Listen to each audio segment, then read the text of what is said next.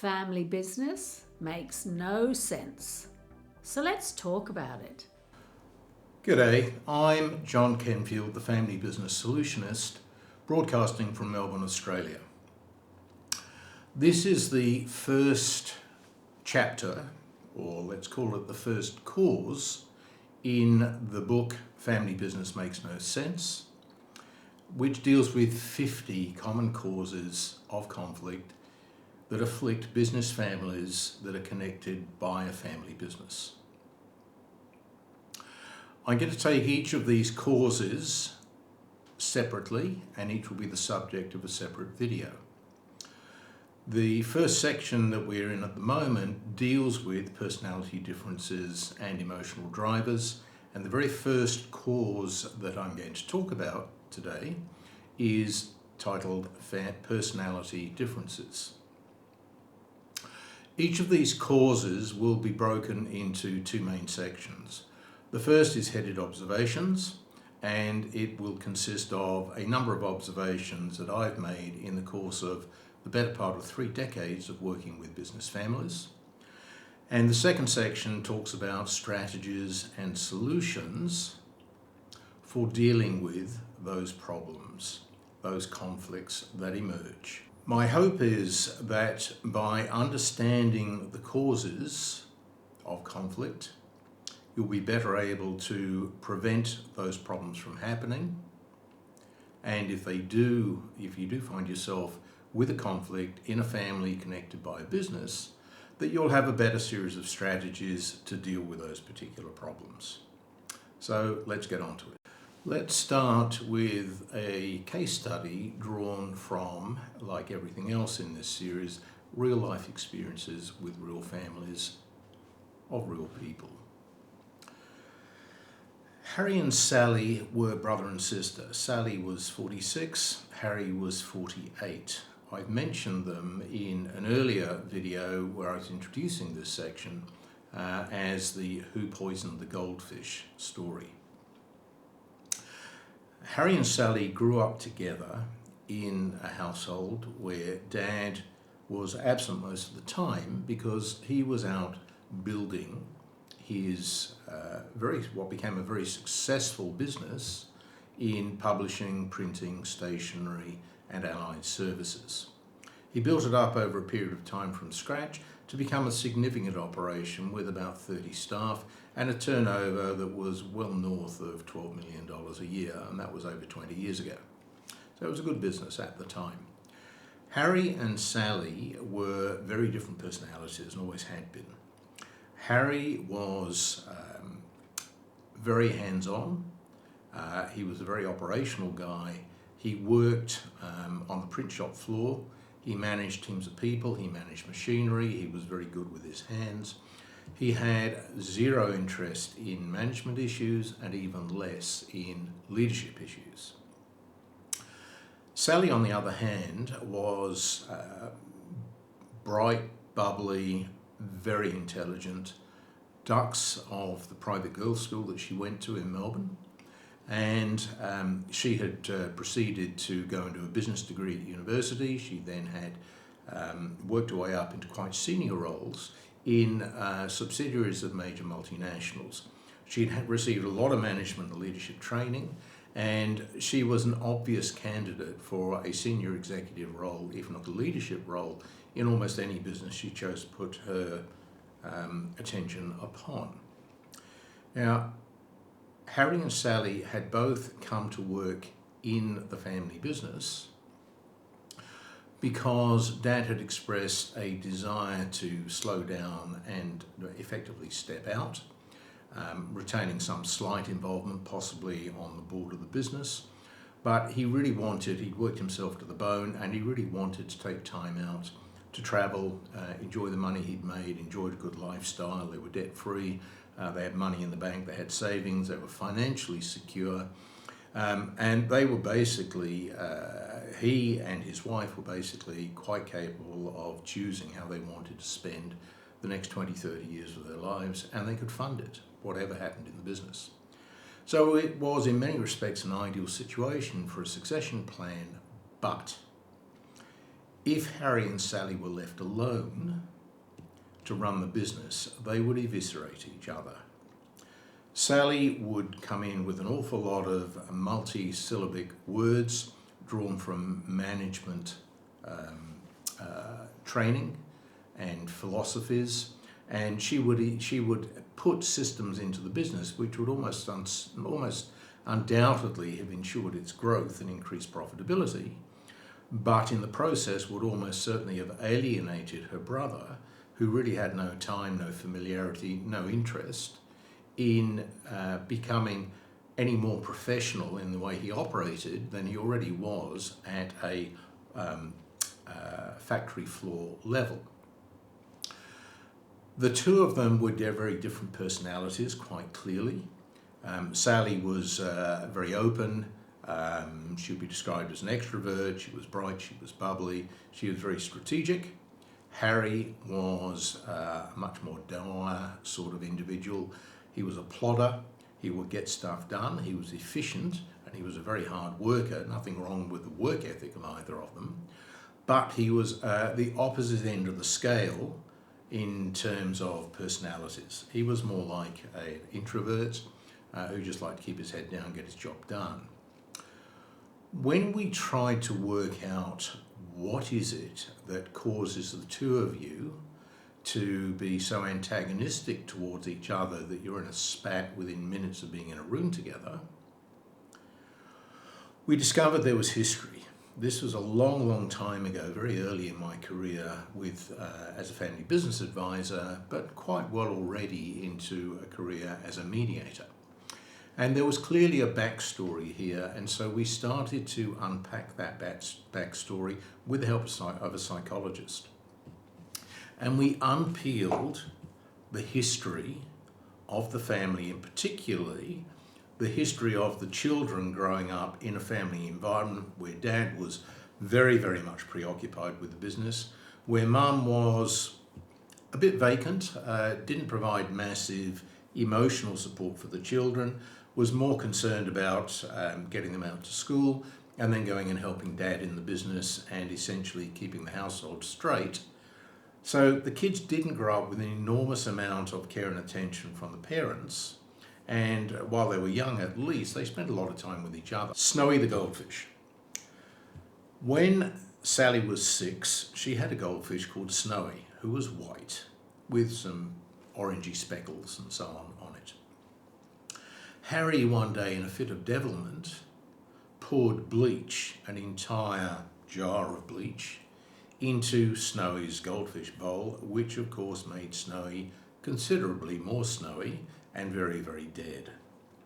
Sally came into the room and discovered Snowy lying dead on the surface of the fluid that was now in the goldfish bowl. Under cross-examination, it was rapidly discovered that Harry was guilty and that he had done it simply out of spite. From that moment on, both of them believed they had always been antagonistic towards each other. Now, when we unpacked this story and worked out a root cause for their antagonism, so it was an event, it wasn't a difference in personality, it was an actual event, they were able to blame that.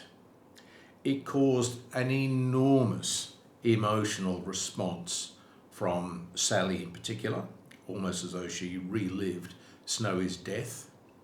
And then as she came back to her senses, if you like, as a 46-year-old woman with a couple of kids of her own and a lot of life experience, she was able to reconceptualize, change her perspective, and understand that the death of a goldfish 40 years ago really was not the end of life as we know it, although it had had such a profound influence on how she felt about family relations for that whole period. Harry, from the perspective of being a solid, decent guy, could not apologise enough for what he had done. He blamed entirely his younger, foolish self. And this was almost a way of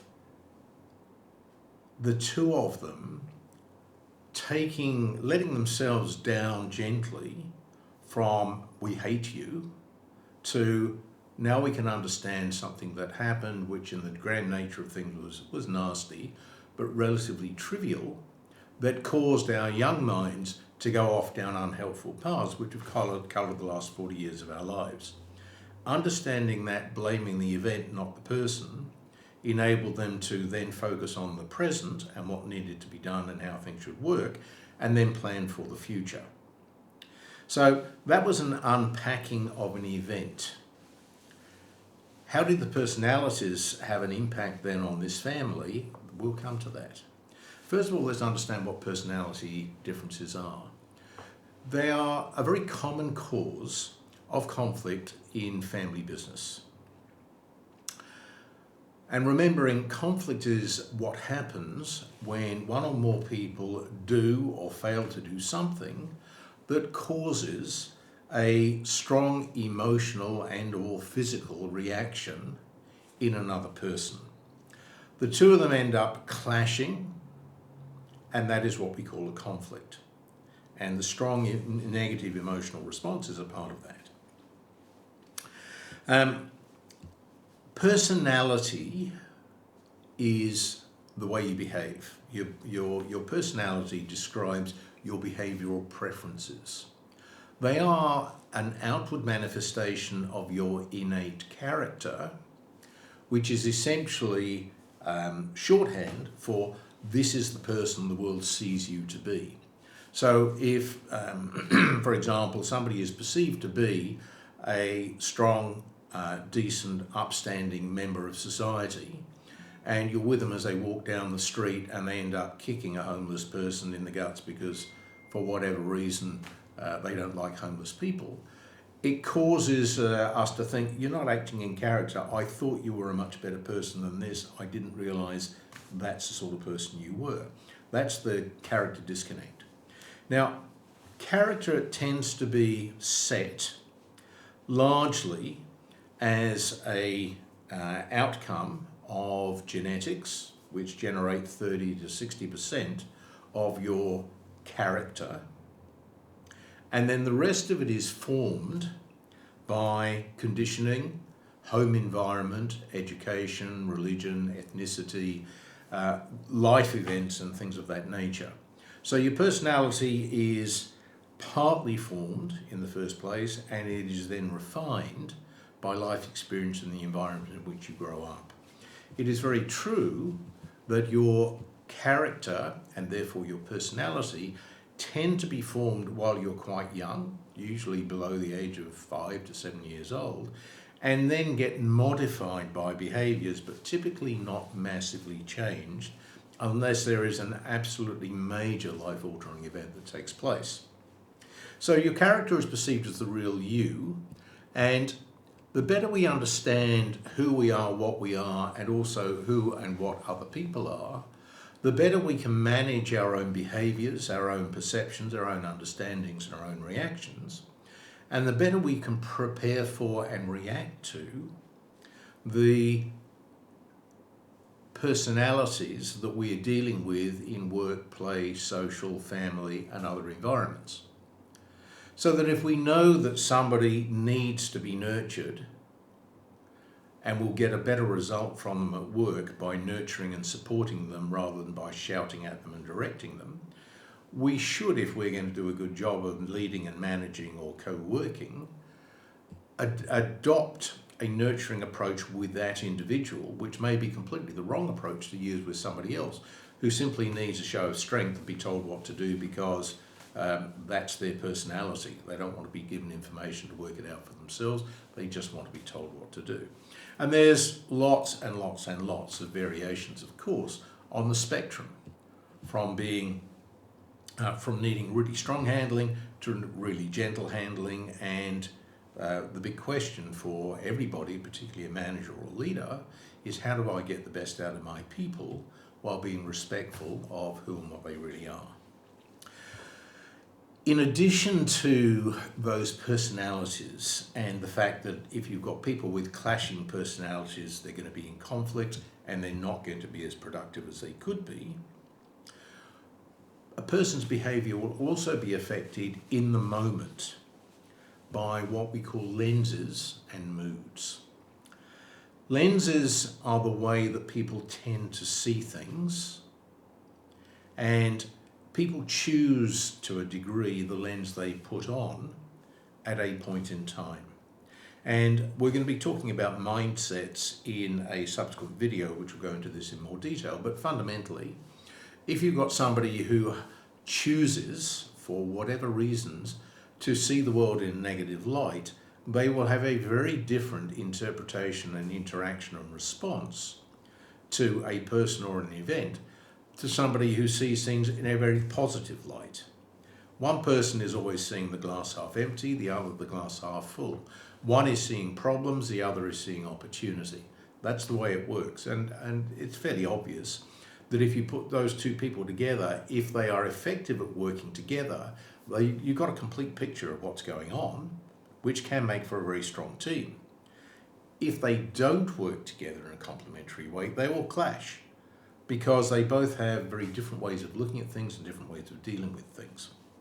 Similarly, moods, these are the lenses to an extent are a bit of an intellectual filter, also emotional, but mainly intellectual filter, that we choose to use to look at the world, how we choose to react to something.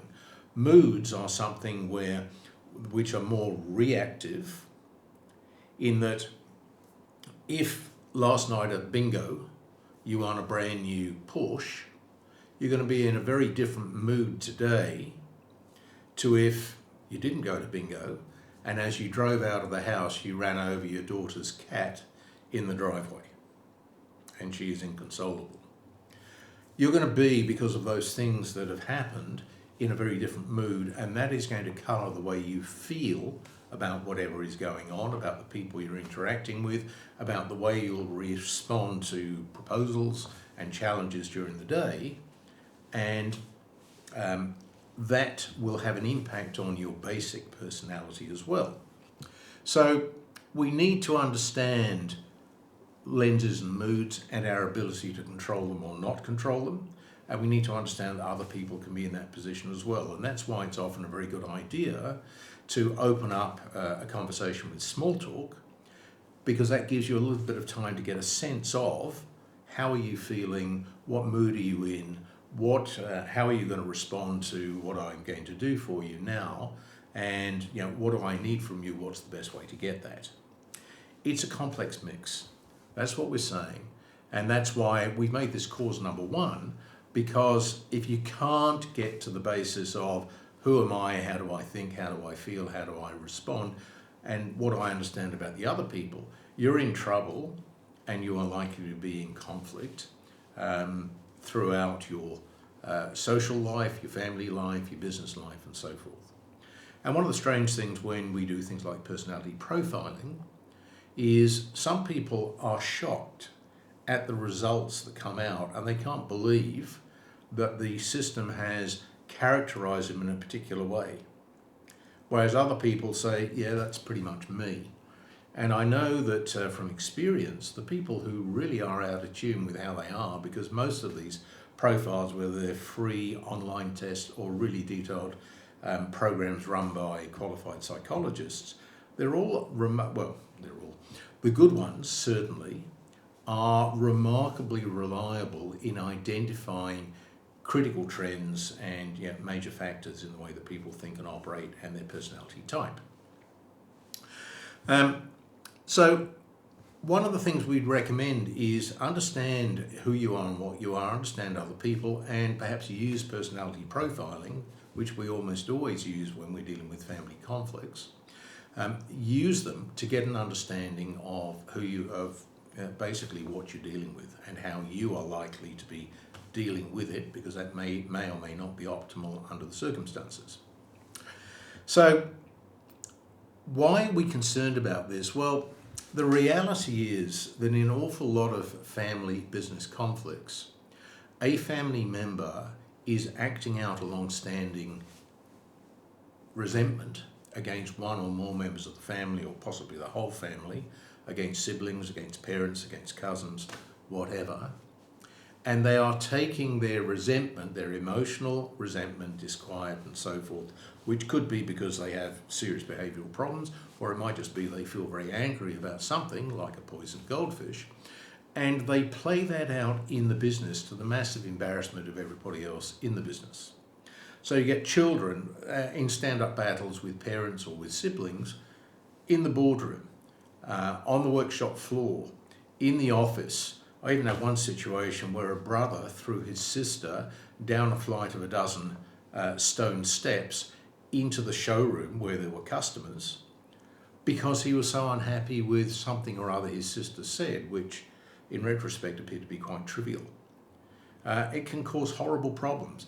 And the family business can be weaponized into a forum for working out, or perceived opportunity to work out those antagonisms. Not good. So in some situations we end up saying, yeah, really, you've got all the elements of a TV miniseries here, and maybe if we can't solve all these problems, a TV miniseries of the family story might be the best outcome you can expect.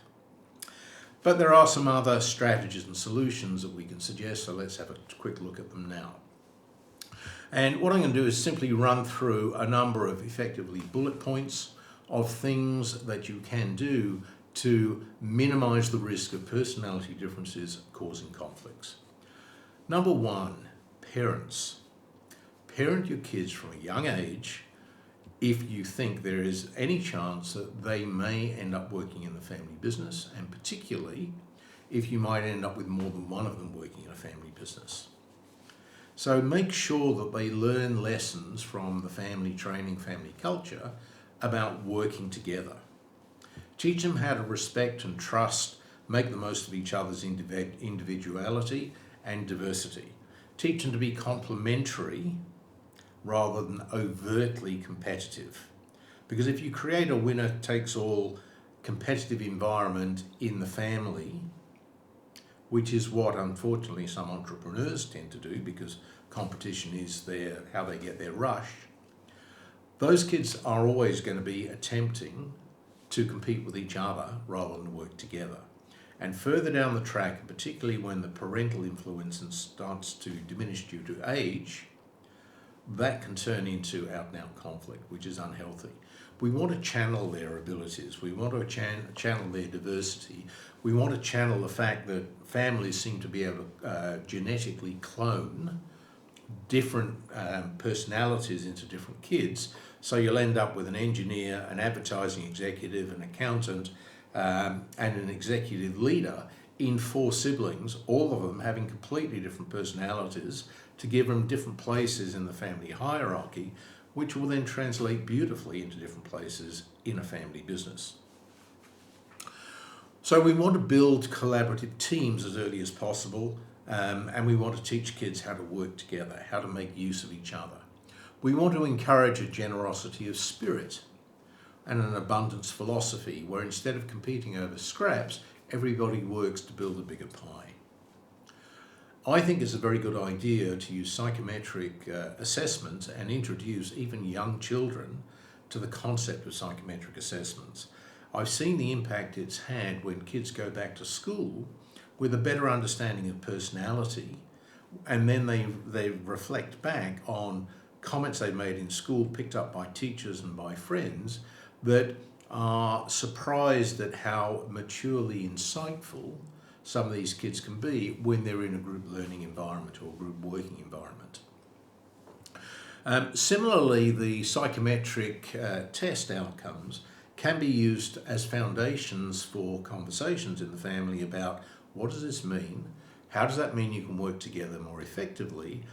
How would you get these jobs done more efficiently using all your different talents and skills? If we can inculcate that sort of thinking into a family and members of the family at an early age, you're much less likely to have conflict further down the track. Ideally, we would also encourage a philosophy of agility and adaptation to avoid much further down the track the all too common problem that we have where there needs to be a generational transition in the business called succession, or there needs to be a regular renewal of the way the family works and the business works as its circumstances change, as its members mature, as its needs evolve, as competition alters and things like that. Teaching kids to be proactive, not reactive, get on the front foot, control the agenda. This has to be a very good training for further down the track. And we come across a lot of families in business where you've got very intelligent, very high achieving kids who have none of these skills adequately developed. And they have the intellect to do all sorts of things, but they don't have the base training, they don't have the emotional control, they don't have the resilience to apply any of it. And the outcomes they get are not good. That's really sad to see. Finally, avoid fossilization. We don't want to be in a position where older family members get stuck, rusted onto the job and incapable of change, even though they've still got all their marbles and seem perfectly reasonable. Fossilization is a subject of a completely separate cause episode further down the track. But in terms of personalities, if we've got people who adopt that previous concept of agility and adaptation, they are likely to not fossilize. And unlike the American presidential debate, which is on at the moment, you will have people who are smart enough to say, for the greater good and for my own sake, it's time for me to make sure that I replace myself with somebody more suitable to lead this business and maybe even to lead this family, or by taking the responsibility away for leading the business, I'm able to do a better job for more years back with the family that I have to some extent not put the time into over the business building years. And that's about it in terms of the first cause of family conflict, personality differences. I'll be back. I hope you've enjoyed this and found it useful. I'd be delighted if you subscribe so you get notified about future episodes when they come out. And if you know people who could benefit from some of these ideas, please don't hesitate to pass on the links, because this is all about helping families to be happier and businesses to be stronger. I'm John Kenfield, the Family Business Solutionist. Thanks for watching.